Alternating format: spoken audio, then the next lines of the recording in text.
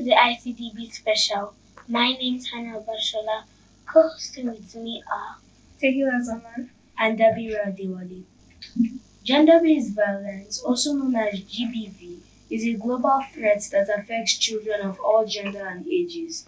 GBV refers to any harmful act that is perpetrated against an individual's will and is based on socially ascribed gender norms and power imbalances. Sexual and domestic violence disproportionately affects women and girls, transcending ethnic, religious, and social boundaries. It is perpetrated by harmful traditional practices like female genital mutilation, widowhood rights, early child marriage, as well as ongoing conflicts in various regions of Nigeria. Nigeria, with approximately 20 million survivors, represents the 10% of the global 200 million survivors and has the third highest rate of FGM worldwide, with the highest risk occurring in the first year of a girl's life. On this episode of the ICDB special, we'll be looking at the impact of gender-based violence and harmful traditional practices on children. Our guest is the UNICEF country representative in Nigeria, Ms. Christian Mundwasi. Thank you for having us, ma'am. Thank you. Thank you for inviting. We will take a short break and delve into the topic when we return. Are you interested in using theater for social change? Are you an actor, spoken word artist, musician, or you are interested in community development? Then you can be a volunteer member of the Playback Nigeria Theater Company. Workshops and rehearsals hold every week in Abuja. For more details, email office@playbacknigeria.com. That's office@playbacknigeria.com. Call or WhatsApp 090-728-08091. Check our website at www.playbacknigeria.com. Playback Nigeria Theatre Company, bringing life to stories and stories to life. Interested in building your acting, self-confidence, and public speaking skills? Try improvisation theatre class for children and adults. Classes hold every week in Abuja. For more details, email office@playbacknigeria.com. That's office@playbacknigeria.com. Call or WhatsApp 090-728-08091. Check our website at www.playbacknigeria.com.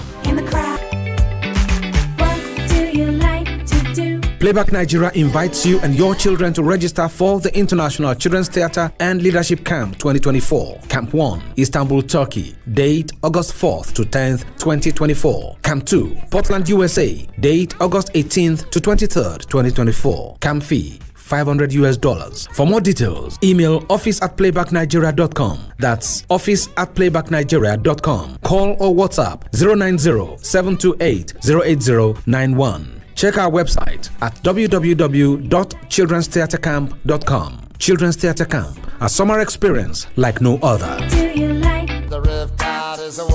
Did you know 1 in 3 women experience physical, sexual, or intimate partner violence? They become victims of trafficking or are subjected to violent social norms. Did you know that you can be part of the change to end gender-based violence in Nigeria? Playback Nigeria presents the Marapula Project, a social intervention using interactive theater, that's forum theater, and social drama to raise awareness and explore means of addressing harmful traditional practices, sexual and gender-based violence, and sexual reproductive health that are predominant in communities. For further details, please email office@playbacknigeria.com. That's office@playbacknigeria.com. Call or WhatsApp 090-728-08091. Check our website at www.playbacknigeria.com. Playback Nigeria, transforming lives through the healing power of arts. Strength of a woman.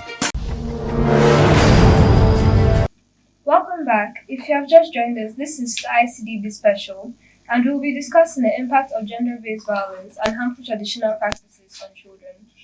Our guest is the UNICEF country representative in Nigeria, Ms. Christian Mundwasi. Thank you. Thank you for the invitation, and congratulations that you're sharing with the public on this very important matter such as gender-based violence. Let's dive in, ma'am. What is the current state of gender-based violence in Nigeria, and how does this impact on children specifically?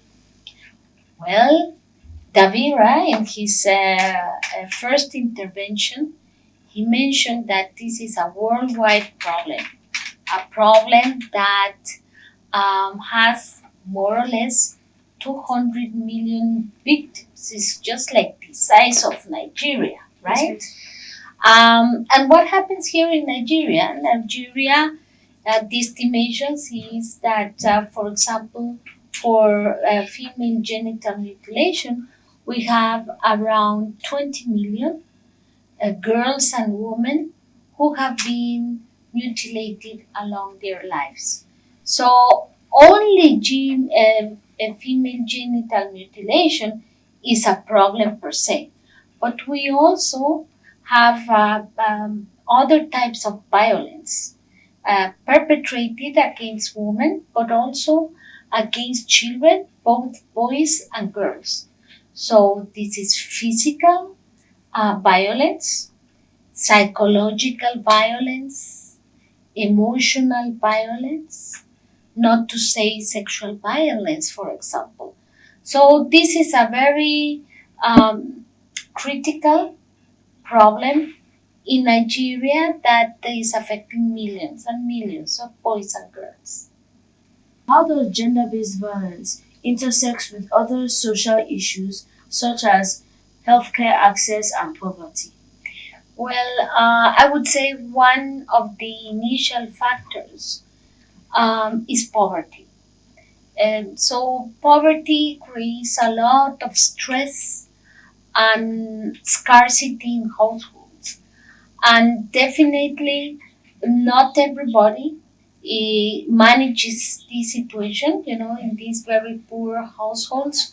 Plus, there is a culture and a tradition at times within generations about thinking that the right behavior is to be violent against women and against girls, for example. So, an, an additional factor is poverty. People, families who suffer poverty also have a very limited capacity to be educated, to send their children to school, for example, right? And there they cannot really learn about how to live in peace and how to behave in terms of respecting others' integrity and caring about their neighbors, but also about their family members. So this lack of income in the households, at home, in the families, also is a factor that triggers gender-based violence. The other point is health, and normally the victims that are, the women and the children who have been violated, they have limited access to health facilities. At times it's because the health service is not close by their houses or their communities, but other times they are afraid to speak up and to go to a doctor to say, I've been harmed, I'm being hit. And at times, violence is being done to children and then to mothers as well. That's why we call it gender-based violence.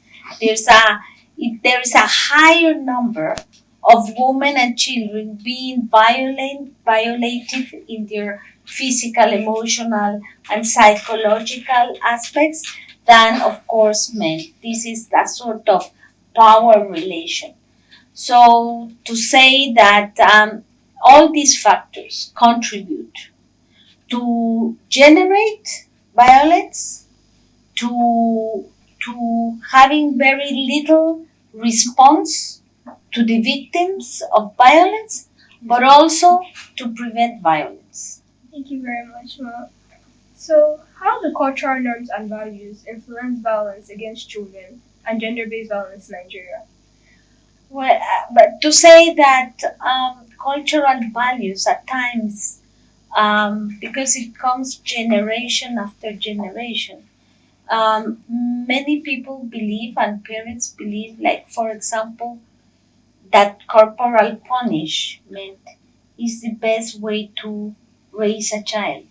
No, corporal punishment means when you hit and you slash, and even in worse forms, you harm your children with the thought that this is the right way to raise them. So that is an example of a cultural norm, right? Another expression of violence is, for example, girls as young as you being forced to marriage. That is a form, a very painful form of marriage because you're still a child and you have the right to live as a child, not as an adult woman. So that is also at times a cultural practice that harms children and that should not be replicated. I don't know. I mean, I'm thinking about other cultural practices. Um, the belief of the female genital mutilation as well. I think many people just do it because it has been done for generations and generations, and there's a true belief that this is the right thing to do. So that's another part. But to say violence comes in different forms, right? And the best way to prevent violence and to work against violence is when, as a child, you understand that the best way to live is by caring, loving, and respecting others.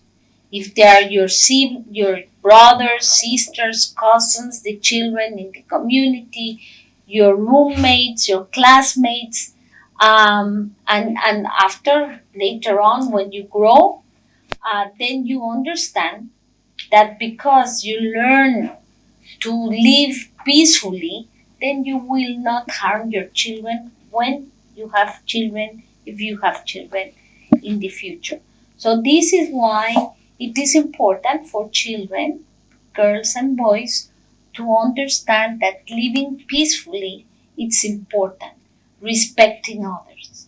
Children in conflict zones are exposed to all forms of violence, including rape, early marriage, and kidnapping. What is your opinion on this? Well, this is a great violation, not only of human rights, because when we say human right, it seems like just a kind of theoretical word, but this is a grave violation against a human being that has to be considered as a huge act that needs to go and be treated by the legal authorities in the country. It's a crime. All those points that you just highlighted about kidnapping, killing, etc., they are crimes. And there should be a global, in terms at country level, a global call, for this to be treated as a crime. Do you believe that there have been policies or organizations that have worked in ending gender-based violence? Yes, there are many. There are many organizations working on, ending gender-based violence. The problem we have is there are too many people in the country practicing violent behavior. So the it is a huge task, and again, I think that yes, we have to work with adults, and adults who are really abusing, should follow the legal procedures, judiciary procedures. But most important, we have to work with girls and boys and boys to fully understand that they should support girls and they should respect girls. And there are many organizations who are already in this path. And one of them is Playback Nigeria, right? So we learn by playing. We learn by playing like you. And I'm happy that I heard that there are hundreds of children that have been supported and that hopefully as well, they help us make a change. What role can children, especially children who are privileged and have access to quality life, play in ending gender-based violence? Okay, so they can help. They need to understand that violence is not a correct way, and that they can support by helping in networks, mainly when you have um, more into the teenager ages, where you can engage in networks and support children from different economic condition. But let me tell you, violence happened, gender-based violence not only happened in poor families.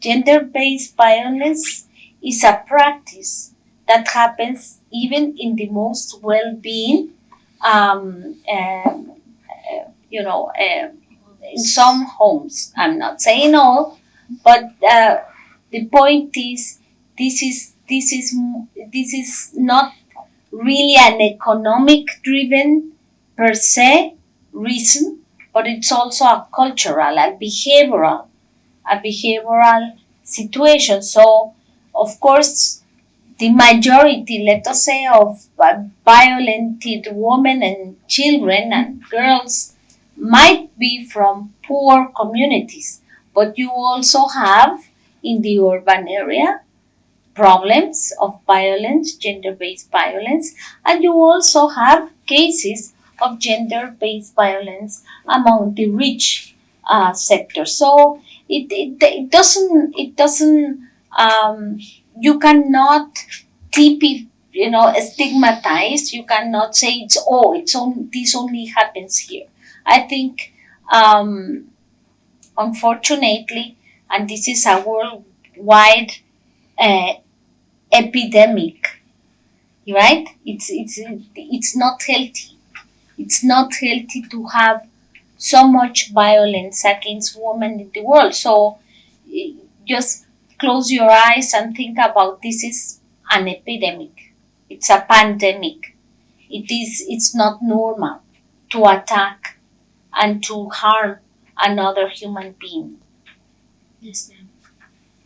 We've been talking to the UNICEF country representative in Nigeria, Ms. Christian Mundati, on the impact of gender-based violence and harmful traditional practices in Nigeria. And what are your thoughts on the inclusion of men and boys in conversations surrounding this topic? Well, I think this is the right way to go. At times and I say we because also the international cooperation and the UN, we emphasize our work to support girls and women, which is correct, right? We have to support them and give a, a priority for them, right? But it is important that we don't leave boys and men aside, because at the end of the day, when we say gender based violence, um, in the majority is violence perpetrated by men or boys against women and girls. So, on one side, yes, we need to empower women, make all our efforts to take girls to school, etc. But on the other side, men and boys need to change the way they think and the way they behave. So that is why it is important. I love this. They have this in some schools, this approach of the he for she. So the boys at home, the brothers, support their sisters to go to school, and then they're part of the he for she network, and they work together at school, and they support girls, right? So yes, to answer your question, definitely, if we are not reaching boys and men, we are only doing half of the job. How can the promotion of child participation, such as the Children's Parliament, influence advocacies and policies in ending gender-based violence? Oh, well, it's important. The country has quite a number of children like you who speak up and who participate in different areas. Like right now is through media, but you have the children parliament as well, who have the opportunity to meet different congresswomen and congressmen, and they do promote actions and asks, mainly asks, for the parliamentarians to do the right thing, right? To prevent gender based violence. So, yes, it is important that they listen to the children. The parliaments are the representatives of the people of the country, meaning they are there and they owe their position to the people. And part of the people at the communities in the society are children.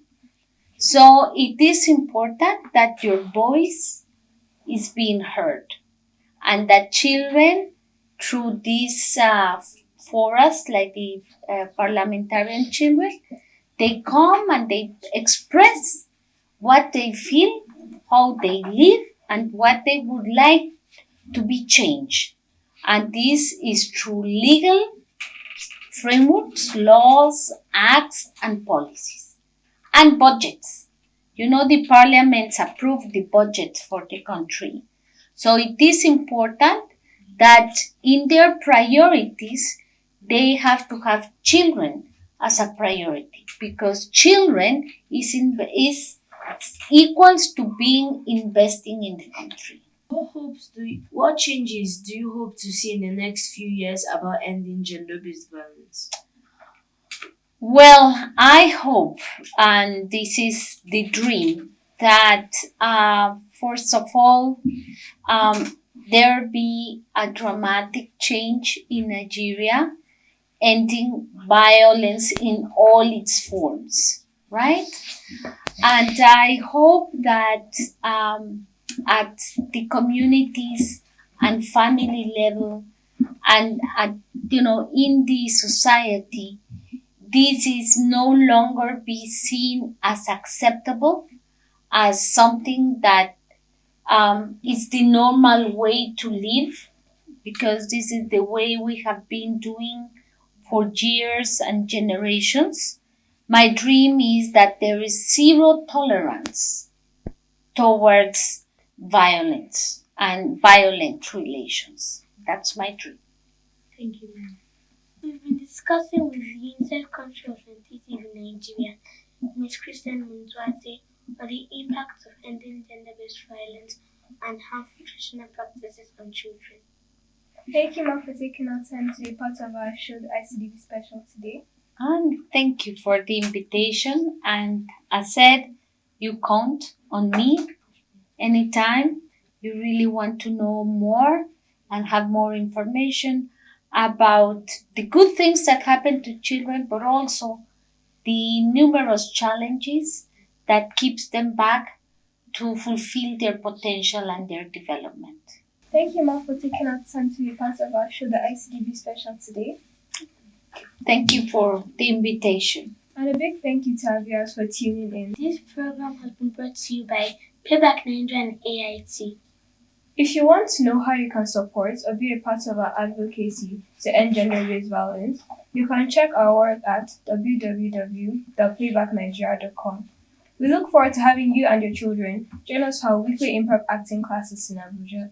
You can email us at office@playbacknigeria.com or call 090-7280-8091. Until we come your way next time, my name is Ehua Zaman, and it has been a pleasure to host you with Hannah Bashola and Dabira Adewale. Have a great day.